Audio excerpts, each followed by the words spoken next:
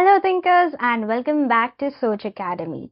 Today we are going to discuss a classic poem, All the World's a Stage by William Shakespeare. So I will share with you the line by line explanation and also the summary of this poem. So watch this video till the end. Poem's background. All the World's a Stage is actually a monologue. A monologue is a long dialogue spoken by one actor alone from a famous Shakespeare's play As You Like It. In this poem, Shakespeare compares life to a theatrical play. How? We will find out ahead. About William Shakespeare, the poet. William Shakespeare was an English playwright, which means that he used to write the scripts for plays. He used to write plays. He was also a poet and actor. He lived during the 16th and 17th centuries and wrote 39 plays, including 154 sonnets and also several narrative poems. His works explore timeless themes like love, power, betrayal, and human nature. So, as we all know, William Shakespeare is a very famous writer in English literature. He was also an actor in those days. His work is even relevant today because the themes like love, power, betrayal, and human nature are quite common to human life and people can relate to them even today. Now let's dive into the poem, All the World's a Stage. So here the poet says, the speaker says that the world is like a stage and all the men and women merely players. Men and women are like actors, they perform temporary roles. So, in a play, in a theater, there are actors and they are given a script, they are given roles, and they just perform those roles. Similarly, he compares that to the world. He says that the entire world is also like a huge stage, and all the people in it, all the men and women, children, everyone are merely players, means they are merely actors performing various roles, that of a husband, a son, a daughter, a father, a mother. They have their exits and their entrances. So, like the actors enter onto the stage and then exit from the stage, similarly, people come into life, means they are born, and then they leave, which means they die, just like actors. And one man in his time plays many parts. So, in one life, a man has to play various different roles, his acts being 7 ages. So life is divided into 7 stages like acts in a play. So a play has different acts. Similarly, in the life of a man, there are different phases or stages. So what are those 7 stages of life? Let's see. The first age is the infant. Infant means a newborn baby. At first, the infant life begins with the baby. So the actor enters onto the stage, which means that a person is born and his life begins with the first stage, mewling and puking in the nurse's arms, crying and vomiting in the caregiver's arms, helpless and dependent. So all the babies in the world, they are completely powerless, helpless and vulnerable. They are very weak and they are completely dependent on the nurses and the doctors who help to give them birth, and after that their mother, father, parents, grandparents and their entire family. So they can only cry and vomit or make some noises. They cannot speak, they cannot do anything on their own. They have to be fed, they have to be bathed, cleaned, everything. So their parents have to do everything for them and they are completely dependent on their parents. Then the whining schoolboy with his satchel. So the next stage is a reluctant school-going child carrying a school bag. So whining means who is not very willing to go to school and who makes different noises or forms of protest to show that he doesn't want to go to school, and his satchel, which was a kind of school bag. When the baby grows to a certain age where he has to go to school, and he doesn't want to go to school, or he doesn't like to go, so he is reluctant. And shining morning face, creeping like snail, with a freshly washed face, he walks very slowly like a snail. So in the morning, his parents wake him up, make him take a shower, get ready, comb his hair and everything look nice. So like freshly washed, shining morning face, neat and clean to go to school. But he's not willing to go, so he's creeping like a snail. He walks very, very slowly like a snail, unwillingly to school. So he goes to school unwillingly, dragged by duty. So he is forced to go to school by his parents and by the school for attendance, and that is what he has to fulfill, his duty of attending school. And then the lover. So after a few years, the boy grows up, and then he comes into his teenage or young adulthood, where he is full of love, emotions, confusion, hormones, changes, sighing like furnace with a woeful ballad. Furnace is a very large, very hot enclosed fire, or a heater which emits a lot of heat. So he is so full of emotions, the way a hot furnace is full of heat. The sigh is an expression of sadness, or of regret, or of some kind of pain. And a woeful ballad, so he writes a ballad, which is a kind of a poem for his lover, made to his mistress eyebrow.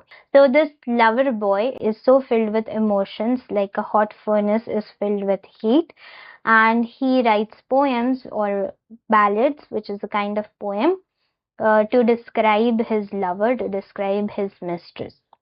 The fourth age is that of the soldier. So the boy grows up more, and then he becomes a soldier, a brave and ambitious young adult. So when he grows up, he becomes much more disciplined, and he has a lot of energy. He has a lot of passion to do something, to take action, to fight like a soldier, to take strange vows, like takes bold decisions and takes a lot of action. Then a soldier full of strange oaths and bearded like the part.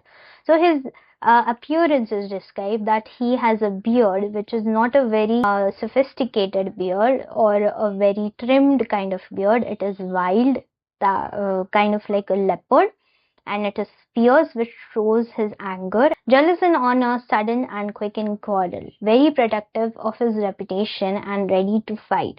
So he is kind of full of anger and honor or pride, and he wants to create a good reputation of himself, that he is not fully matured. He gets angry on little things and he starts to fight. So the age of the soldier, seeking the bubble reputation. So he doesn't realize this in that phase of life, but he tries to chase success, name, fame, money, everything that makes him feel good. So, but he doesn't realize that that is just like a bubble, that is just like an illusion, even in the cannon's mouth. So if he is a soldier, then he risks death, which means that he is willing to risk that he might die when he goes for battle, but he still chooses to do that for honor, for fame, for success.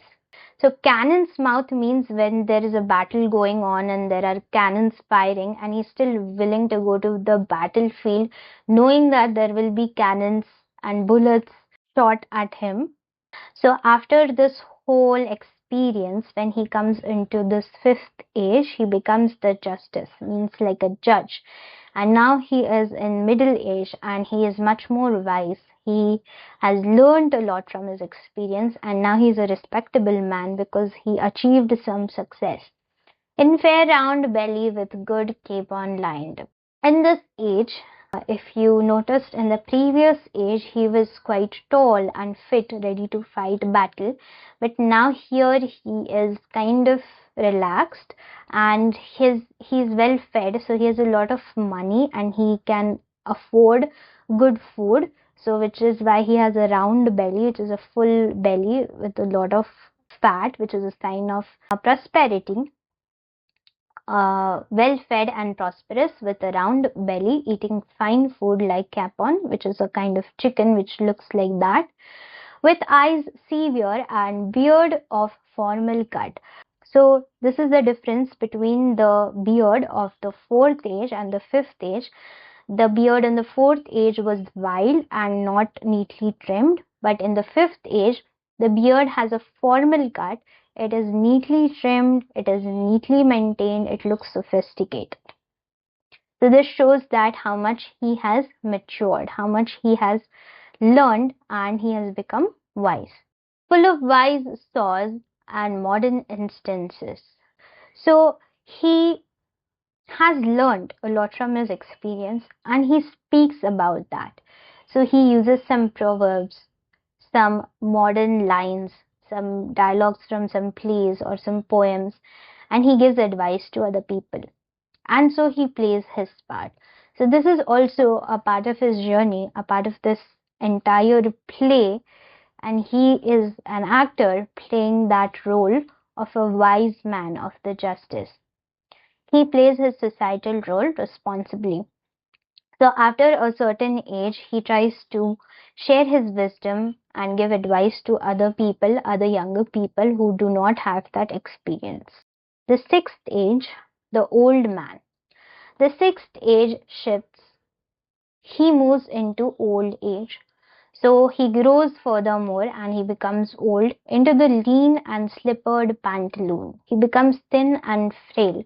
So as he ages, he starts to lose his strength and he becomes thin and weak, wearing slippers like an old man. So he wears old-fashioned clothes with spectacles on nose and pouch on side. He wears glasses and carries a pouch, money bag or purse. So after a certain age, his vision becomes weak, so he has to wear glasses, which are those typical glasses which sit on the nose. And he also carries a pouch to carry along his belongings because he might forget them or he might need them, medicines or anything. His youthful horse well saved, a world too wide. His old tight-fitting pants from youth now look too loose on his skinny legs. So he has saved his pants, which from his youth. So earlier they were fitting because he was fit and strong with strong muscles. But now his legs have become skinny, thin, and so the pants look very loose on him, not fit properly. But he still uses them. For his shrunk shank and his big manly voice, his legs have shrunk and his once strong voice, turning again toward childish treble pipes and whistles in his sound, becomes high-pitched and weak like a child's voice again. So his strong voice has now become weak and childish, pipes and whistles in his sound. So there is not much strength in his sound, and perhaps he has started to lose teeth. So when he speaks, air blows out from those gaps, and which makes weird noises like whistles and everything. And the seventh age, which is second childhood. So old age is called as second childhood, which is quite relatable. Last scene of all, the final stage of life that ends the strange, eventful history. So this marks the end of a life full of events and change. So there have been so many phases, so many events, and now this is the last scene of for that. A second childishness and mere oblivion, like a second infancy, marked by forgetfulness and weakness. So again, the person becomes very childish. He again becomes very dependent. He loses his strength. He becomes forgetful. He loses his memory partially or maybe even fully sometimes, and he becomes weak. So again, he becomes dependent on caregivers. That could be his children, his grandchildren, or someone else. Sun stays, sun's eyes, sun stays, sun's everything. So slowly he starts to lose things. He starts to lose his teeth, his eyesight becomes blurred and weak, he loses the sense of taste, maybe even hearing, and eventually he loses everything, which means that he dies, symbolizing death. So if you have noticed, uh, a lot of action or development does not take place in the infant stage and the old stage, but there is a lot of action which takes place after childhood, from young adulthood till later adulthood till early old age. Okay, so there is not much action taking place in the life of a person in infancy and in the end of old age, but majority of the action, majority of the events of the life take place from adulthood or young adulthood, early adulthood till early old age. So that includes the schoolboy, the lover, the soldier, the justice. Okay, I hope you had a pretty good understanding of this poem. Now let's have a look at the short summary so that you can summarize this whole poem and understand it more clearly. Shakespeare says that life is like a play and all people are like actors. Everyone plays different roles as they grow up.